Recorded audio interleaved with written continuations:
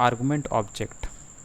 तो यहाँ पर आर्गुमेंट ऑब्जेक्ट क्या होता है, तो जावास्क्रिप्ट जो फंक्शन होते हैं उसमें बिल्ट इन ऑब्जेक्ट मौजूद होते हैं और इसी को आप आर्गुमेंट ऑब्जेक्ट भी बोलते हैं। इससे पहले वाले लेक्चर में देखा था किस तरीके से आर्गुमेंट ऑब्जेक्ट होते हैं, तो उसमें आप देख रहे थे जो आर्गुमेंट डॉट लेंथ प्रॉपर्टी का आप इस्तेमाल कर रहे थे, जिसके ज़रिए आपको पता चल जा रहा था कि इस फंक्शन में कितने आर्गुमेंट सप्लाई हुए हैं। और उसी तरीके से आर्गुमेंट मेथड भी होते हैं जिसको आप ऑब्जेक्ट का मेथड बोल सकते हैं।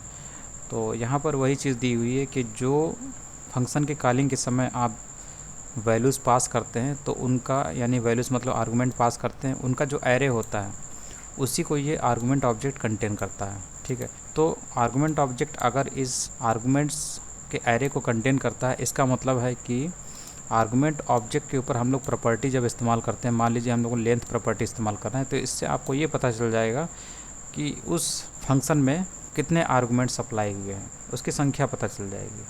ठीक है, तो वही चीज़ यहाँ पे इस्तेमाल की गई है।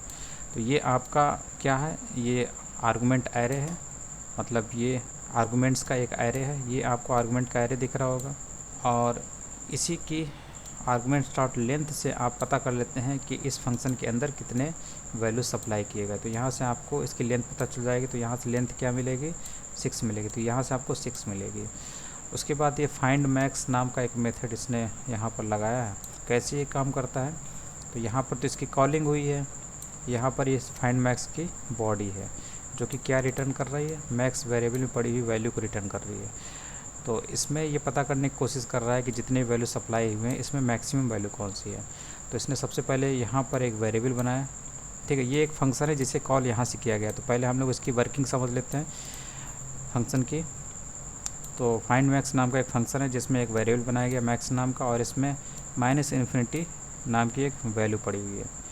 ये वैल्यू जस्ट कंपेयर करने के लिए होती है। ये जो वैल्यूज़ हैं इनसे जो वैल्यू मिलेगी इसको इससे कंपेयर कराया जाएगा और अल्टीमेटली जो वैल्यू बड़ी होगी उसी को मैक्स नाम के वेरिएबल में स्टोर कर दिया जाएगा। ये इसका काम करने का तरीका है। तो सबसे पहले आपने फॉर लूप का इस्तेमाल किया और यहाँ पर एक वेरिएबल बनाया, उसमें वैल्यू इनिशियलाइज किया 0। उसके बाद I less than argument start length. तो आर्गुमेंट स्टार्ट लेंथ वैल्यू कितनी आती है, इससे आपको मिलेगा 6। तो आई की वैल्यू जो 0 है ये यहाँ से ट्रू हो जाता है, क्योंकि 0 जो है, आई की वैल्यू 0 जो है आर्गुमेंट स्टार्ट लेंथ यानी कि 6 से छोटी है। 0 6 से छोटा होता है, इसलिए कंट्रोल जो है इस फॉर की बॉडी में आ जाता है, यानी कि यहाँ पर आएगा और यहाँ पर ये जो कोड है इसको एग्जीक्यूट करेगा। तो यहाँ पर टेस्ट करेगा कि आर्गुमेंट ये क्या है। आर्गुमेंट्स का एक एरे है, आर्गुमेंट्स का अगर एरे है तो उसके आई यानी 0 इंडेक्स पे कौन सी वैल्यू होगी, पहली वाली वैल्यू होगी ना। तो पहली वाली जो वैल्यू है आर्गुमेंट्स आई यानी आर्गुमेंट 0 इंडेक्स पे पहली वाली वैल्यू यानी 1 होगी। तो 1 जो है यहाँ से आपको 1 मिला। अगर ये मैक्स वैल्यू से ज़्यादा है, ठीक है, -इन्फिनिटी से ज़्यादा है, तो ज़्यादा तो है ही, -इन्फिनिटी से ज़्यादा है, तो क्या होगा, ये वैल्यू ट्रू हो गई। तो इससे क्या होगा, कंट्रोल इस इफ़ के ब्लॉक में आएगा और इसको एग्जीक्यूट करेगा। इसको एग्जीक्यूट करेगा तो ये जो वैल्यू थी जो आपको मिली थी 1, वो मैक्स में जाके स्टोर हो जाएगी। उसके बाद फिर से ये काम फिनिश होने के बाद कंट्रोल इस इफ़ ब्लॉक के बाहर आता है और सीधे यहाँ पे जाता है और आई की वैल्यू जो 0 थी इसको i++ से 1 कर देता है। 1 करने के बाद फिर से कंट्रोल यहाँ पर आता है, इसको एग्जीक्यूट करता है और आई की वैल्यू कितनी है, 1 है, और फिर से इसकी वैल्यू 6 ही मिलती है। 1 जो है वो 6 से छोटा है, 6 से छोटा है, इसलिए फिर से ये ट्रू हो गया, ये वाली कंडीशन फिर से ट्रू हो गई। तो फिर से कंट्रोल इस फॉर की बॉडी में आता है और यहाँ पर इसको एग्जीक्यूट करता है और यहाँ पर टेस्ट करता है कि आर्गुमेंट्स क्या है, आर्गुमेंट का एक एरे है। ठीक है, तो इसके 1 इंडेक्स पे कौन सी वैल्यू आएगी, 123 आएगी। तो 123 मैक्स में पड़ी हुई वैल्यू से अगर बड़ी है, क्या ये बड़ी है, तो मैक्स में कितना है, 1 है। यहाँ से कितना मिला था, 1 मिला था। तो 123 जो है 1 से बड़ी है, तो ये कंडीशन ट्रू हो जाती है। इसकी वजह से कंट्रोल इफ़ की बॉडी में आता है और ये वाला कोड एग्जीक्यूट कर देता है। तो आर्गुमेंट एट इंडेक्स 1 यानी 23 ये जाके स्टोर हो जाता है मैक्स में। तो 123 मैक्स में आ जाता है। फिर उसके बाद कंट्रोल इस इफ़ ब्लॉक के बाहर आता है, कंट्रोल यहाँ पर आएगा, यहाँ पर i++ से आई की वैल्यू 1 से 2 हो जाती है। फिर उसके बाद कंट्रोल यहाँ पर आता है, फिर चेक करता है कि क्या 2 आर्गुमेंट स्टार्ट लेंथ यानी 6 से छोटा है, तो हाँ 2 6 से छोटा ही होता है। तो फिर से कंट्रोल इस कोड को एग्जीक्यूट करता है, इफ वाला कोड एग्जीक्यूट करता है, और यहाँ पर देखता है कि आर्गुमेंट्स एट इंडेक्स 2 यानी कि 500, आर्गुमेंट एट इंडेक्स 2 पे कितना मिलता है 500। तो 5 क्या 123 से बड़ा है, मैक्स की वैल्यू से बड़ा है, तो हाँ ये कंडीशन ट्रू है, बड़ा है। तो फिर क्या होता है, ये जो आर्गुमेंट यानी कि आर्गुमेंट एट इंडेक्स 2 यानी 500 स्टोर हो जाता है मैक्स में। ठीक है, अभी तक मैक्स में 123 पड़ा था, अब ये 123 को हटा के क्या कर दिया जाता है, क्या स्टोर कर दिया जाता है, जो 2 इंडेक्स पे पड़ा हुआ है, आर्गुमेंट एट इंडेक्स 2 पड़ा हुआ है 500, वो जाके इसमें स्टोर हो जाता है, मैक्स में वैल्यू आ जाती है 500। ठीक है, ऐसे करते करते लास्ट में आपको मैक्स में सबसे मैक्सिमम वैल्यू मिलती है। ठीक है, तो ये काम जब फिनिश हो जाता है सारा, उसके बाद यहाँ पर इसी मैक्स वैल्यू को रिटर्न कर दिया जाता है।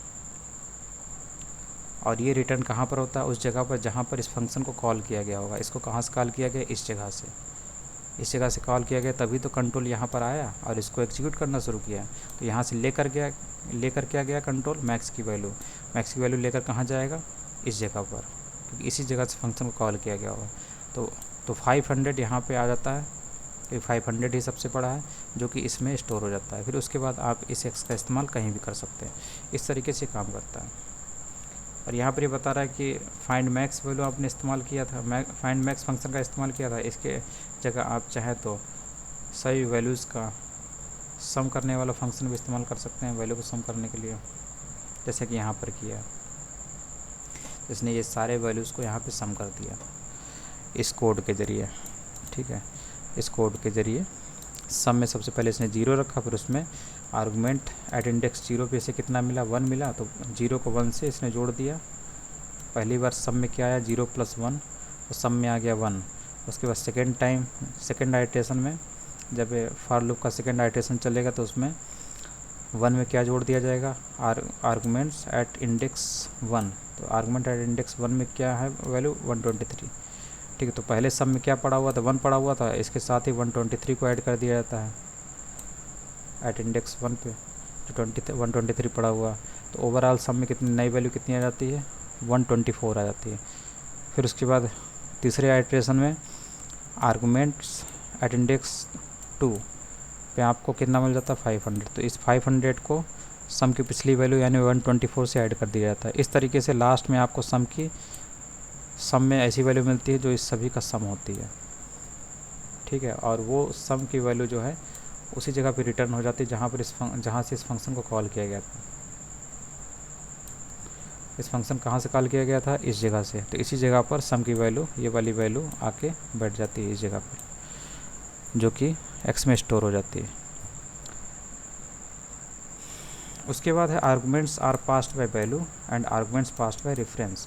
तो आर्गुमेंट पास्ड बाय वैल्यू का मतलब है जब आर्गुमेंट यानी वैल्यू को आप किसी फंक्शन के अंदर पास करते हैं, तो वहाँ पर वो वैल्यू के रूप में अगर आप पास करते हैं, तो इसका मतलब ये है कि फंक्शन के अंदर अगर उस वैल्यू के साथ कोई छेड़छाड़ हुई है, तो फंक्शन का काम फिनिश होने के बाद इस फंक्शन के बाहर उस वैल्यू पे कोई फ़र्क नहीं पड़ता है, उस पर कोई अपडेशन नहीं दिखता, अपडेट उस पर नहीं दिखाई देगा, क्योंकि वो जो वैल्यू आपने भेजा है वो उस फंक्शन के अंदर ही जैसे चाहे आप उसे इस्तेमाल कर लीजिए, लेकिन फंक्शन के बाहर उसकी वैसे ही वैल्यू बनी रहेगी। यानी कि आर्गुमेंट की जो लोकेशन है वहाँ पे कोई बदलाव नहीं था। वहीं अगर आप ये चीज़ यहाँ पे लिखी हुई है, अगर आपने आर्गुमेंट्स की वैल्यू को फंक्शन के अंदर चेंज किया तो it does not change the parameters original value. तो पैरामीटर में जो ओरिजिनल वैल्यू रिसीव हुई है वहाँ पर उसका कोई फ़र्क नहीं पड़ेगा वैल्यू। इसका क्या मतलब है, तो अभी हम लोगों ने देखा, उसी में इसका मतलब खोजते हैं। मान लीजिए आप यहाँ पर आइए और यहाँ पे देखिए फंक्शन के अंदर जो वैल्यू भेजी गई है, यहाँ से भेजी गई है 5। तो ये 5 भेजी गई है एक्स में स्टोर होगी, एक्स पैरामीटर में, और यहाँ पर दोनों का एडिशन हो रहा है एक्स और वाई का। वाई में 10 है, कोई दिक्कत नहीं, और एक्स में 5 है, 15 यहाँ से रिटर्न हो जाएगा। लेकिन अगर यहाँ पर हम लोग कुछ और भी काम करें, मान लीजिए यहाँ पर एक्स की जो वैल्यू है, एक्स की वैल्यू जो है उसमें हम लोग +2 ऐड कर देते हैं।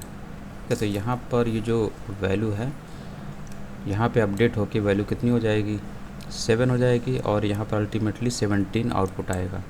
ठीक है, यहाँ से आप देखिए 17 आ रहा है। तो यहाँ पर x की वैल्यू कितनी इस्तेमाल हुई है, यहाँ पर x की वैल्यू 7 इस्तेमाल हुई है, जो कि पहले यहाँ पे 5 इस्तेमाल हो रही थी। अब जैसे ही आप इस फंक्शन से बाहर आते हैं तो यहाँ पर जो वैल्यू x की थी 5, वो ही आपको यहाँ पे दिखाई देगी, ना कि 7। इसको यहाँ से आप प्रैक्टिकली भी देख सकते हैं, जैसे कि आप यहाँ पर मान लीजिए, अब इसको अगर हम लोग यहाँ पर इसी को कॉपी कर लेते हैं, यहाँ पे पेस्ट करते हैं, तो देखिए x की वैल्यू यहाँ पर हम लोगों ने x लिख दी। तो अब x की वैल्यू जो है यहाँ पर डेमो ID1 बना लेते हैं। तो डेमो ID1 वाले पैराग्राफ एलिमेंट पे ये x की वैल्यू प्रिंट करेगा। तो देखिए कितना आता है, 7 आ रहा है, जबकि आपने यहाँ से भेजा कितना था फंक्शन के अंदर, 5। तो यहाँ पर आपने x की वैल्यू अपडेट कर दी तो 7 हो गए। अब बात आती है कि क्या इस फंक्शन के बाहर भी इस x की वैल्यू बनी रहेगी? तो ऐसा नहीं है, ठीक है, ऐसा नहीं है। फंक्शन जैसे ही फिनिश होता है उसके बाद उसके अंदर जो वैल्यूज़ होते हैं, यानी जो पैरामीटर की वैल्यूज़ होती है, वो ख़त्म हो जाती है, उसको फंक्शन के बाहर इस्तेमाल नहीं किया जा सकता।